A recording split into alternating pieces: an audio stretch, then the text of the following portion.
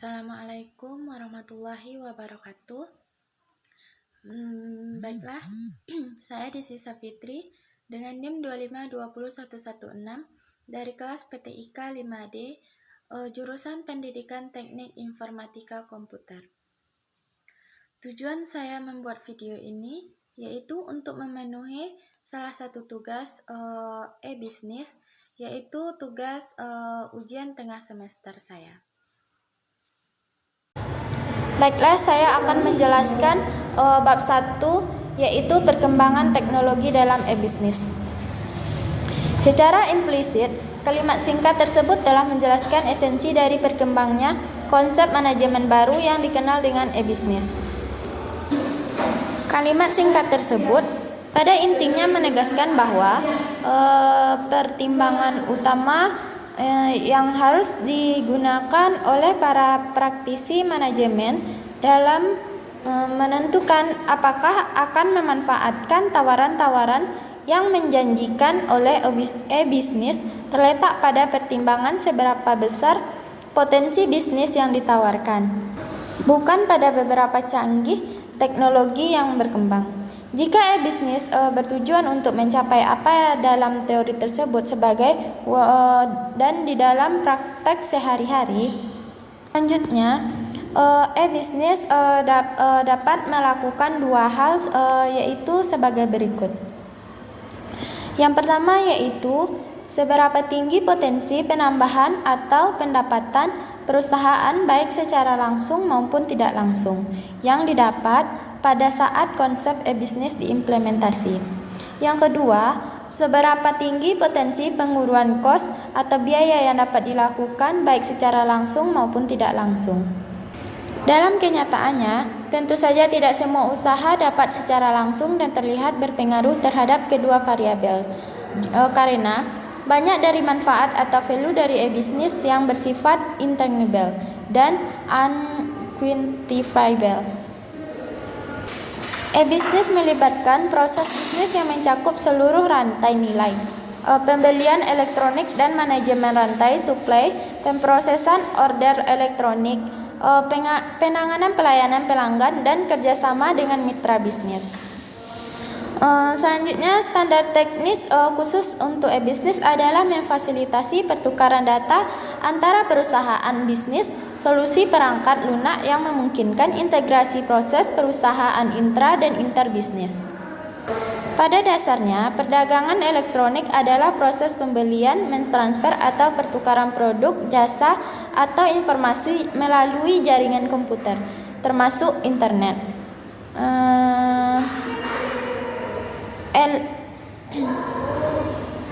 Elektronik juga bisa benefited dari berbagai perspektif termasuk proses bisnis, layanan, belajar kolaboratif masyarakat. Baru-baru ini peran aktivitas online di industri telah mengalami pergeseran ke arah efisiensi dan mendukung proses bisnis dasar daripada peran aslinya. Aplikasi dapat dibagi menjadi 3 kategori, di mana yang pertama yaitu bisnis internal system, terbagi menjadi 4, yaitu customer relationship management atau manajemen hubungan pelanggan. Yang kedua, enterprise resource planning, perencanaan sumber daya perusahaan. Yang ketiga, dokumen manajemen sistem manajemen dokumen. Yang keempat yaitu human resource management, manajemen sumber daya manusia. Aplikasi kategori yang kedua yaitu enterprise communication and collaboration, yaitu yang pertama phone, yang kedua content, yang ketiga email, yang keempat voicemail, yang kelima web conferencing, yang keenam digital workflow. Yang ketiga yaitu perdagangan elektronik, business to business, electronic commerce atau to consumer electronic commerce business. Terbagi menjadi 4, yaitu internet shop, toko internet. Yang kedua yaitu supply chain management. Yang ketiga online marketing. Yang keempat offline marketing. Baiklah, selanjutnya yaitu model e-business. Bila organisasi online, mereka harus menentukan model e-business terbaik sesuai dengan tujuan mereka. Sebuah model bisnis didefinisi sebagai organisasi produk, layanan dan arus informasi dan sumber pendapatan dan manfaat bagi pemasok dan pelanggan. Konsep model bisnis adalah sama, tetapi digunakan dalam kehadiran online. Selanjutnya yaitu klarifikasi e-bisnis berdasarkan penyedia dan konsumen. Di mana e-bisnis atau electronic business dapat didefinisikan sebagai aktivitas yang berkaitan secara langsung maupun tidak langsung dengan proses pertukaran barang, jasa dengan memanfaatkan internet sebagai medium komunikasi dan transaksi. Dengan era kemajuan teknologi saat ini, internet menjadi satu komponen penting bagi setiap individu untuk dapat berinteraksi dengan dunia luar. Para pelaku bisnis saat ini mulai menggunakan jasa internet sebagai salah satu pendorong terciptanya suatu proses bisnis yang limit. Membagi dunia menjadi penyedia. Berikut klarifikasi e-bisnis ke dalam kategori antara lain business to business, business to consumer, business to employee, business to government, dan government to business, dan yang terakhir yaitu government to government. Perkembangan bisnis internet di Indonesia sekarang ini mencapai sebuah titik momentum baru sekitar 15 tahun mencari ekstensi di tengah gejolak perubahan dalam negeri dan dari globalisasi.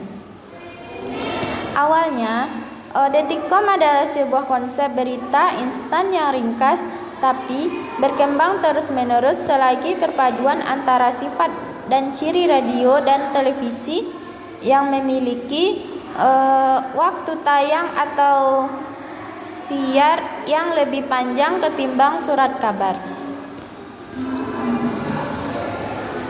Selanjutnya kita masuk ke perbedaan e-commerce dan e-business. E-commerce merupakan suatu set dinamis teknologi, aplikasi, proses bisnis yang menghubungkan perusahaan, konsumen dan komunikasi tertentu melalui transaksi elektronik dan perdagangan barang. Secara umum, e-commerce dapat diartikan sebagai segala bentuk transaksi perdagangan. Jelas selain dari yang telah disebutkan bahwa kegiatan perniagaan tersebut merupakan bagian dari kegiatan bisnis. Sedangkan e-bisnis atau bisnis elektronik merujuk pada definisi e-commerce yang lebih luas. Tidak hanya pembelian dan penjualan barang serta jasa, tetapi juga pelayanan pelanggan, kolaborasi dengan mitra bisnis, e-learning, dan transaksi elektronik dalam perusahaan. E-bisnis itu merupakan suatu implementasi pertukaran barang dan jasa melalui medium elektronis. Dengan e-bisnis, suatu perusahaan dapat menurunkan total biaya pengeluaran operasional tetap. Lebih jauh, banyak potensi sumber pendapatan baru ditawarkan oleh e-bisnis. Fenomena e-bisnis tidak dapat disangkal telah menjadi tren yang mewarnai aktivitas bisnis di negara-negara maju maupun berkembang. Konsep berkembangnya karena kemajuan teknologi, informasi, dan berbagai paradigma bisnis dianggap sebagai kunci sukses perusahaan di era informasi yang akan datang.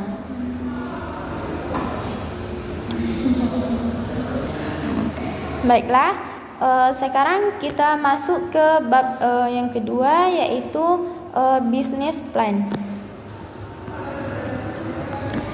Sebuah bisnis akan berjalan dengan baik jika seorang pengusaha merencanakan dengan baik. Terdapat beberapa langkah untuk membuat sebuah business plan, antara lain yang pertama yaitu melakukan evaluasi pada lingkungan sekitar. Yang kedua, menentukan tujuan terhadap bisnis yang akan dijalankan. Yang ketiga, membuat pengukuran.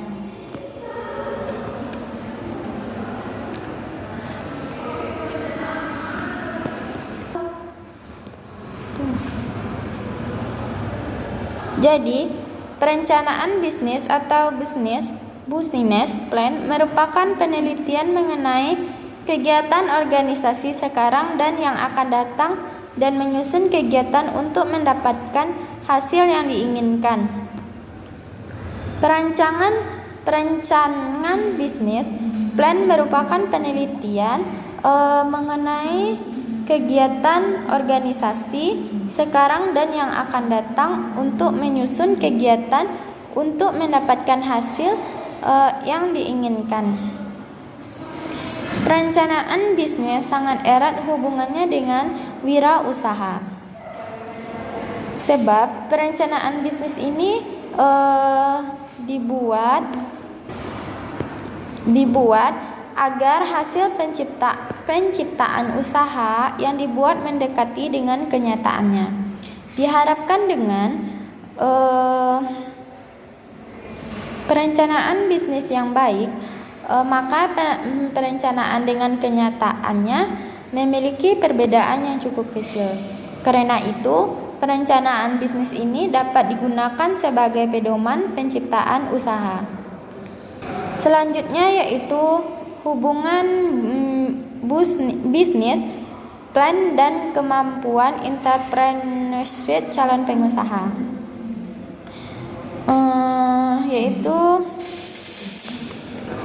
kehebatan dalam membuat bisnis plan tidak berhubungan dengan kemampuan entrepreneurship seseorang.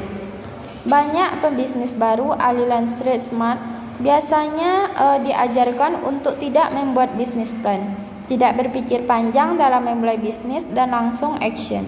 Sementara dari sisi akademi mewajibkan dan mengharuskan untuk selalu membuat bisnis plan saat memulai bisnis yang digunakan sebagai panduan dan arahan. Paling tidak, biasanya setelah bersusah payah membuat bisnis plan, diharapkan para mahasiswa mempergunakan bisnis plan yang ada sebagai acuan. Namun ternyata kenyataannya banyak yang jago membuat bisnis plan. Ternyata belum tentu juga jago berbisnis. Terlalu banyak faktor yang perlu diperhitungkan, apalagi di era internet. Penjualan yang sedang lancar mungkin sekali akan terpengaruh hanya karena seseorang blogger membeberkan kebobrokan layanan purna jual. Lalu, apakah rencana bisnis harus ditiadakan? Menurut penulis, rencana bisnis sebaiknya tetap dibuat, namun calon pebisnis harus siap dengan beberapa rencana yang fleksibel. Selanjutnya yaitu konsep business plan dan business pitch. Pitch atau elevator pitch pada dasarnya adalah penjelasan singkat tentang suatu produk atau layanan. Istilah ini identik dengan dunia bisnis ketika para entrepreneur mencoba menjelaskan produk atau layanannya kepada para investor atau calon pelanggan.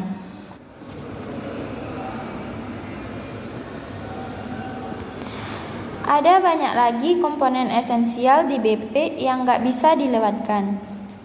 Proyeksi revenue juga wajib. Misal, jika ada penambahan expense saat gross margin, sudah hampir pasti bisnis plan seperti itu dibuang. Hal ini yang tidak bisa disertakan di business pitch. Selanjutnya, kerangka bisnis plan secara umum. Secara umum, komponen utama dalam menyusun sebuah bisnis plan untuk urutan prioritasnya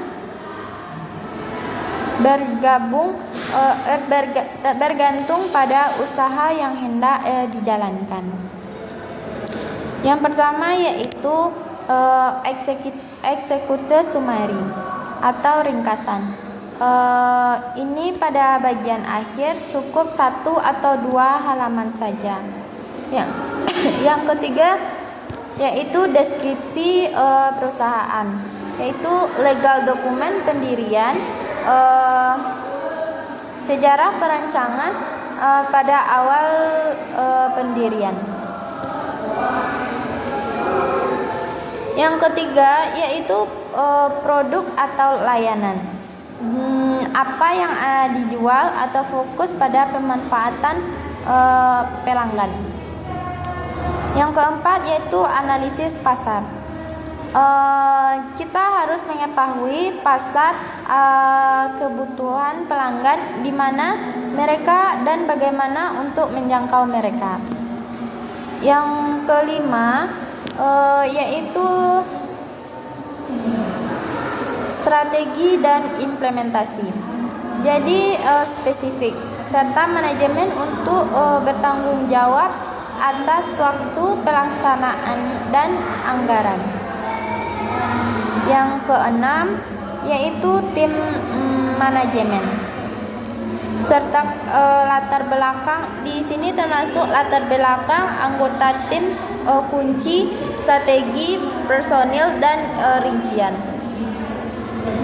Rencana yang ketujuh yaitu rencana keuangan. Di sini disertakan laba rugi, arus kas, neraca, impas, analisis, asumsi, dan rasio bisnis. Sebagai langkah awal untuk menulis sebuah perencanaan bisnis untuk usaha, kita bisa sebagai langkah awal untuk menulis sebuah perencanaan bisnis untuk usaha, kita bisa melihat contoh nyata rencana bisnis untuk mendapatkan ide untuk rencana bisnis kita. Sebagai contohnya yaitu Google memfokuskan diri dengan membangun produk yang benar-benar world changing, memecahkan masalah ratusan juta orang di seluruh penjuru dunia. Ketika mereka masih menjadi startup, mereka tidak ingin fokus membangun bisnis plan. Mereka fokus membangun produk yang luar biasa.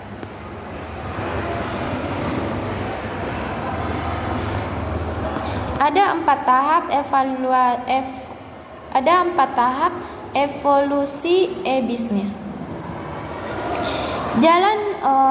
Jalan evolusi atau perubahan secara perlahan, natural namun pasti, merupakan cara yang nampaknya paling banyak dipilih oleh perusahaan-perusahaan di negara berkembang yang ingin menerapkan konsep e-bisnis karena prinsip kehati-hatian yang mereka miliki. Ada 4 tahapan evolusi yang dapat dijadikan pegangan atau panduan bagi perusahaan yang ingin melakukan hal tersebut. Keempat tahapan tersebut masing-masing diberi istilah sebagai inform, automate, integrate, dan reinvent.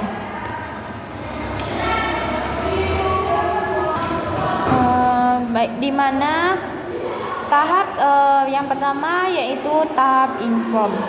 Pada tahap awal ini yang biasanya terjadi adalah adanya unit-unit kecil di dalam perusahaan yang mulai mencoba membangun program-program kecil berbasis internet. Contohnya yaitu pengembangan homepage yang menampilkan profil organisasi di internet, atau membangun website yang isinya adalah produk-produk dan jasa yang ditawarkan perusahaan kepada pelanggannya, atau sebuah situs yang berisi berita-berita mutakhir di bidang tertentu yang berkaitan dengan tugas sebuah unit perusahaan dan lain-lain. Misalnya dengan adanya website profil perusahaan, maka tidak perlu lagi dilakukan pencetakan dokumen dalam beribu-ribu eksemplar karena para pelanggan dan mitra bisnis dapat melihatnya melalui internet. Dengan adanya email, maka biaya pengiriman dokumen dan kurir dapat ditekan atau dengan dikembangkannya dokumen manajemen, maka akan cukup signifikan memangkas biaya internet kantor dan lain sebagainya. Memulai bisnis dengan melakukan cara seperti yang dijelaskan sebelumnya merupakan mekanisme yang cukup aman dan memiliki risiko kegagalan yang rendah. Walaupun pemanfaatan diperoleh tidak begitu signifikan, tetapi value terbesar yang diperoleh adalah mulai memperkenalkan konsep bisnis yang paling sederhana kepada karyawan perusahaan. Kita masuk ke tahap yang kedua. Tahap berikutnya yaitu tahap automate, adalah mencoba untuk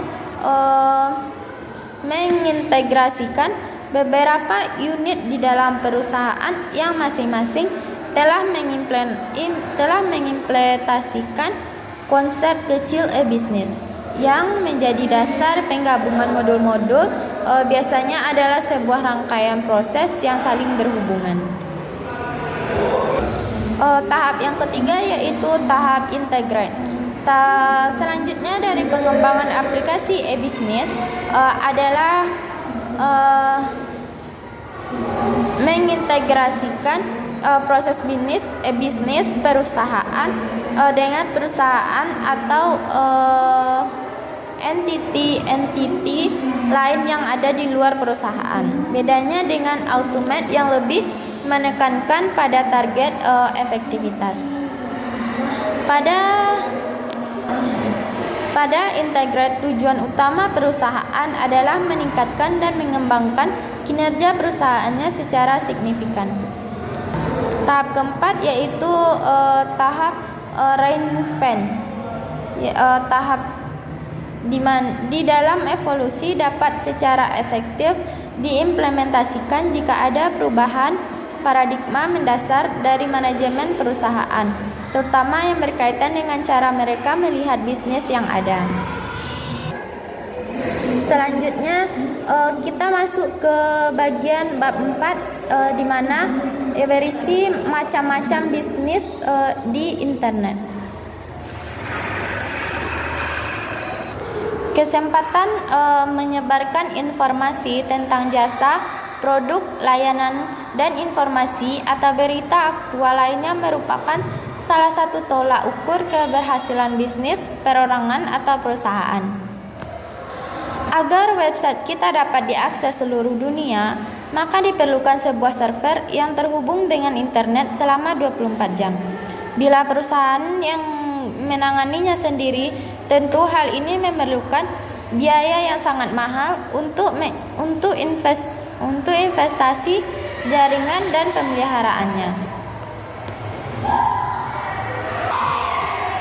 Hosting atau website hosting adalah salah satu bentuk layanan jasa penyewaan tempat di internet yang memungkinkan seseorang atau perusahaan menyimpan file-file website di dalamnya, sehingga seseorang atau perusahaan tersebut dapat menampilkan layanan data atau produknya di halaman website.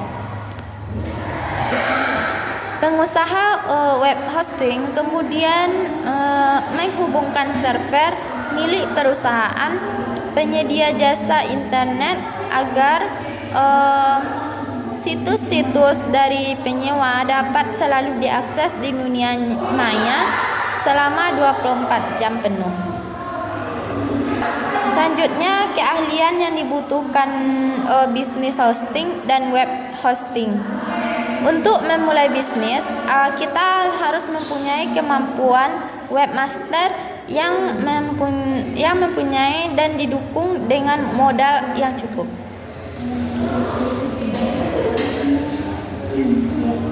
Ada beberapa level atau tingkatan yang harus dilalui untuk memulai bisnis hosting. Di mana yang pertama yaitu web design. Bisnis web hosting biasanya berawal dari jasa pembuatan web design, yaitu jasa pembuatan website. Mulai dari mendesain website sampai dengan mempublikasikan ke dalam sebuah hosting agar dapat diakses ke seluruh dunia. Bisnis membutuhkan modal yang relatif kecil karena hanya dibutuhkan seperangkat komputer, keahlian mendesain website, dan koneksi internet. Yang kedua yaitu reseller hosting. Setelah mendesain website, kita dapat memulai bisnis hosting menjadi reseller hosting dengan mengambil paket resell di salah satu host yang ada. Untuk itu, harus mengetahui kapasitas host yang akan digunakan berupa dukungan hardware, software, data peralatan pendukung lainnya. Selanjutnya yaitu VPS, yaitu atau virtual private system. Pada level bisnis ini, kita dapat mengelola server dan bisnis hosting secara lebih leluasa karena kita memiliki tanggung jawab pengelolaan sekitar 75%, sedangkan 25%-nya menjadi tanggung jawab pengelola server. Yang keempat yaitu dedicate. Apabila sudah sampai pada tingkat dedicate, maka kita dapat mengelola bisnis hosting secara penuh. Di dalam tingkatan bisnis ini, kita memiliki tanggung jawab pengelolaan sekitar 98%, sedangkan yang 2%-nya lagi itu milik data center. Biasanya digunakan untuk robot manual dan maintenance jika terjadi kerusakan. Selanjutnya kita masuk ke bisnis flipping site yaitu website flip. Website flipping adalah sebuah teknik di mana kita membeli sebuah domain, membuat sebuah situs lalu menjualnya kembali. Para autoblogger biasanya sangat suka bermain di wilayah ini dengan menjual beberapa blog yang mungkin dinilai tidak perlu profitable untuk AdSense. Mereka akan mendapatkan tambahan modal untuk bisa diinvestasikan lagi untuk membuat autoblog baru dengan niche yang lebih profitable. Selanjutnya kita masuk ke tipe website yang cocok untuk flipping website. Beberapa tipe website yang cukup untuk di-flag, tidak semua bentuk dan model website cocok untuk dijual kembali. Jadi, kita harus hati-hati dalam memilih format dan niche website yang mau di-flag. Website yang mempunyai niche khusus yang profitable akan lebih mudah untuk dijual dan mempunyai nilai jual lebih tinggi. Ada beberapa tipe website yang layak untuk di-flag atau dijual kembali, yaitu nice website, yang kedua artikel directory, yang ketiga web forum, yang keempat membership sites, yang kelima yaitu information product sites. Namun tidak hanya pemilihan tipe dan niche yang penting, karena pihak pembeli tidak hanya melihat dari sisi niche namun juga dari sisi optimasinya. Banyak faktor yang dilihat oleh pembeli untuk di sisi optimasi. Ada beberapa faktor yang perlu kita perhatikan agar website yang kita flag bisa lebih mahal harganya. Yang pertama yaitu ranking 10 besar, terutama main keyword yang dibidik di major search engine seperti Google, Yahoo, dan lainnya. Yang kedua yaitu mempunyai domain yang mengandung keyword utama yang dibidik. Yang ketiga mendapatkan real traffic yang lumayan yang bisa dicek secara langsung dengan extreme tracking. Yang keempat, mempunyai konten yang unik yang mengandung beberapa keyword dan alternatif keyword yang dibidik. Sekian yang dapat saya sampaikan. Jika ada salah, saya mohon maaf. Assalamualaikum warahmatullahi wabarakatuh.